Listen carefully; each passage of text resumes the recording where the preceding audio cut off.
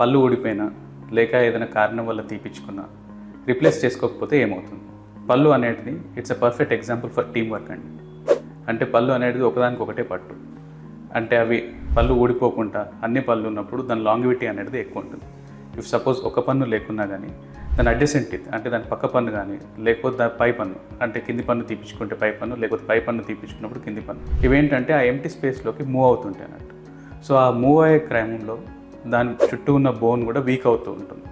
So ఆ పన్ను అనేది మెల్లగా వీక్ అయిపోతూ ఉంటుంది అన్నట్టు. అండ్ ఇలా మూమెంట్ అప్పుడు ఏంటంటే పళ్ళ మధ్యలో సందులు కూడా వస్తుంటాయి, అంటే గ్యాప్స్ వచ్చేస్తుంటాయి.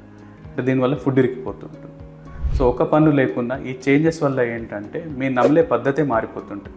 అంటే మీకు తెలియకుండానే ఆ గ్రైండింగ్ హ్యాబిట్ అనేది చేంజ్ అవుతుంది. సో ఈవెన్చువల్గా అంటే ఇమీడియట్గా మీకు ఏం డిఫరెన్స్ తెలియకపోవచ్చు, but few months or few ఇయర్స్లో ఏంటంటే మెల్లగా మీకు జా పెయిన్ రావడం, లేకపోతే ఒకటే వైపు ఎక్కువ నమలడం వల్ల అటువైపు అరిగిపోవడం, ఇలాంటి సమస్యలు అనేవి వస్తుంది. సో వెనెవర్ అంటే ఎప్పుడైనా పన్ను తీపించుకున్నా కానీ ఇమీడియట్గా రిప్లేస్ చేయించుకోండి.